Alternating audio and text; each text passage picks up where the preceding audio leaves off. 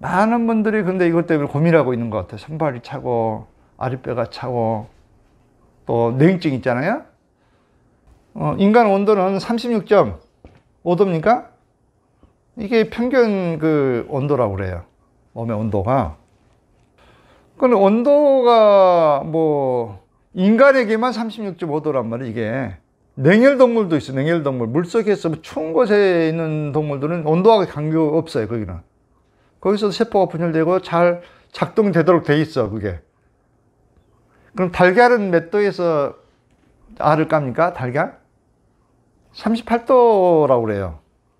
보화기 38도 그 온도기를, 보화기를 만들어가지고 달걀 넣으면 뭐 한 10일이나 20일 정도 이렇게 지나면 병아리가 나온다고 그래요. 그럼 달걀은 썩습니까? 안 썩습니까? 썩을 수도 있죠. 근데 이게 38도에서는 안 썩는데요, 온도가. 달걀은. 25도만 돼도 여러분들 썩잖아. 여름에 보세요. 30도만 되면 대부분 음식 다 부패할 겁니다. 온도가 높잖아.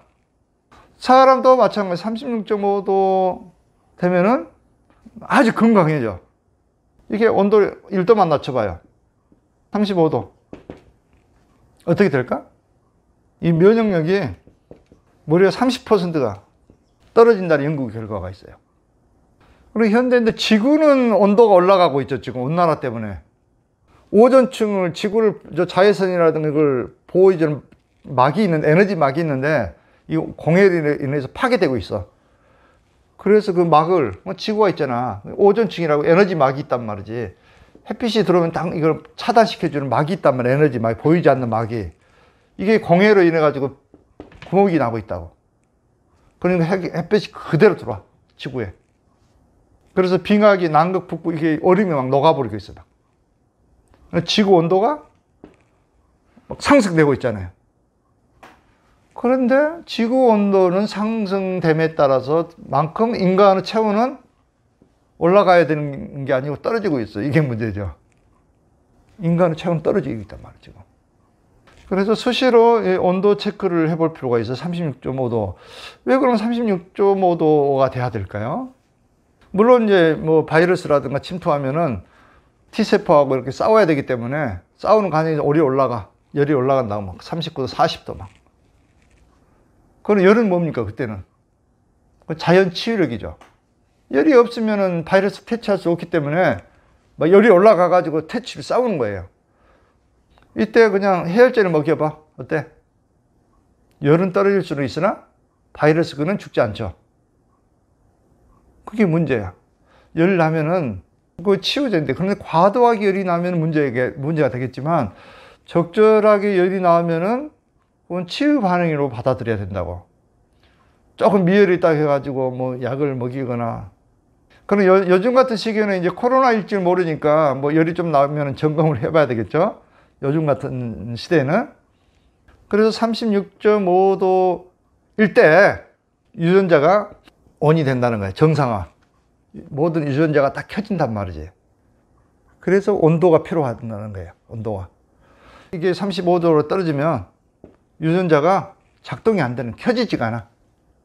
여러분들 유전자가 켜져야 뭐 활동을 하잖아. 기가 흐른단 말이야, 한마디로. 생명의 기가 이때 여러분들 몸속에 흐른단 말이야. 생명의 기가. 몸이 찬 사람들이 기가 굳었기 때문에 흐를 수가 없죠. 누구든지 뇌에 시상하부, 아까 말했던 시상하부라는 곳에서 체온 조절 중추가 있어요. 보일러기 보면은 그 자동 조절 장치가 있죠. 뭐 예를 들어 평균 여름, 겨울에 한 20도에 맞추려면 떨어지면 어때? 보일러가 막 가동되죠. 가동돼가지고 20도 딱 떨어지면 저절로 또 가동이 안 되죠. 사람도 마찬가지예요. 온도가 탁 떨어지면 어떻게 돼? 1도 정도 떨어지면 여기서 감지를 해. 감지를 해가지고 막 진동을 시켜. 운동을 시킨다고. 막 떨게 만들어. 그러니까 여러분들 겨울에 되면은 막 추우면 어떻습니까? 막 떨죠.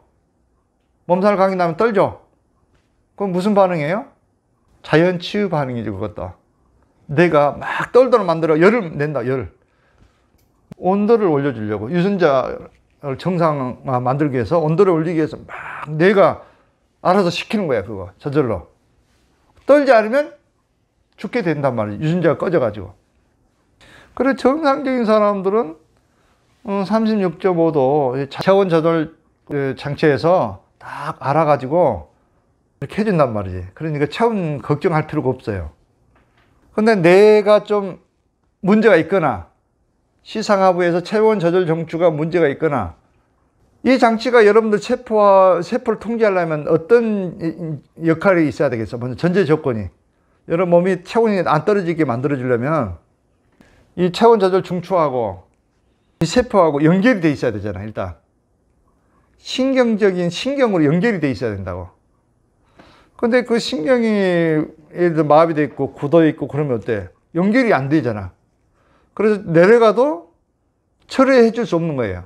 올려줄 수가 없다. 운동을 못 시켜준단 말이지. 그런 문제가 있어요. 그러면 급속도로 여러분들 체온을 정상화 시켜주는 방법이 뭐가 있을까? 물론 호흡도 중요해. 호흡.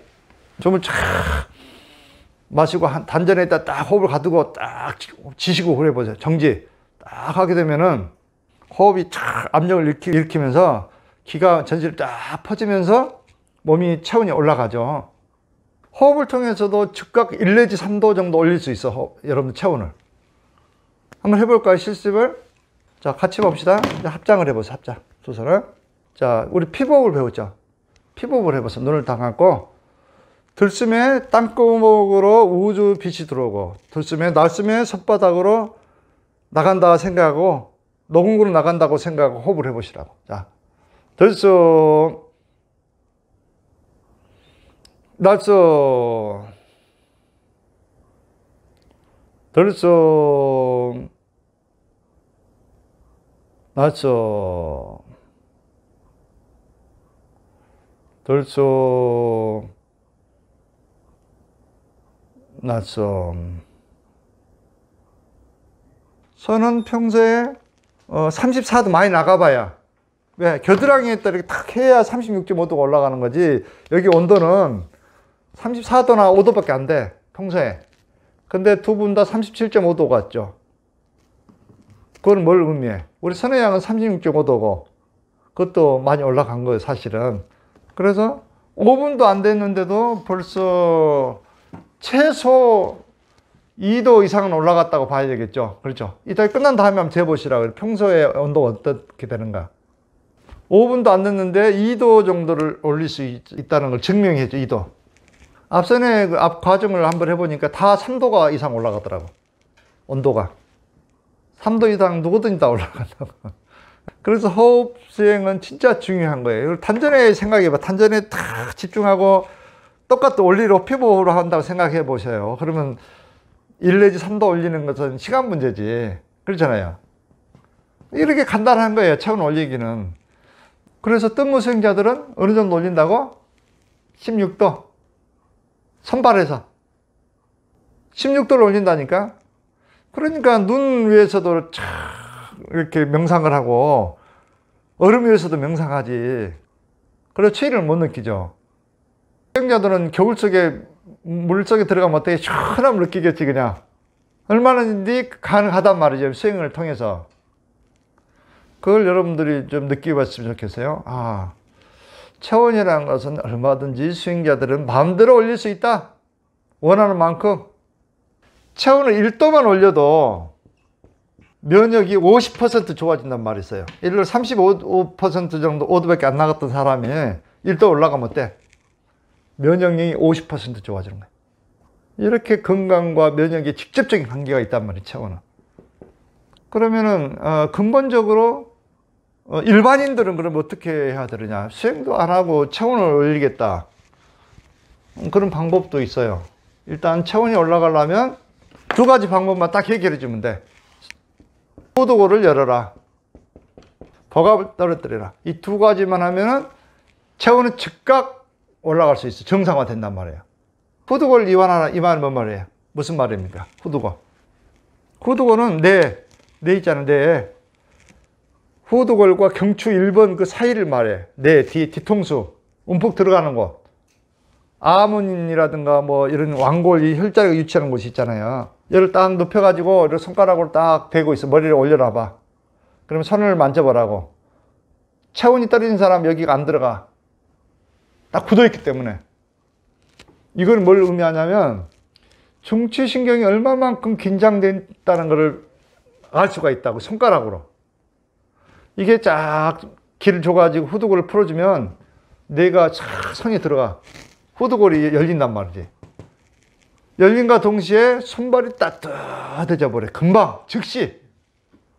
이건 뭘 의미하냐면 교감신경도, 과도하게 긴장된 교감신경도 얼마든지 힐링을 통해서 이완시켜줄 수 있다는 걸 의미해요.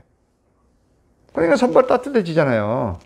교감신경이 과도 긴장돼 있으면 부교감신경인 말초신경이라도 말초세포, 아랫배 이런 부위는 혈액이 안 간다고 그랬잖아. 긴장돼 있는데 교감신경 과도 우위 상태는 혈액이 안 간단 말이지, 손발에.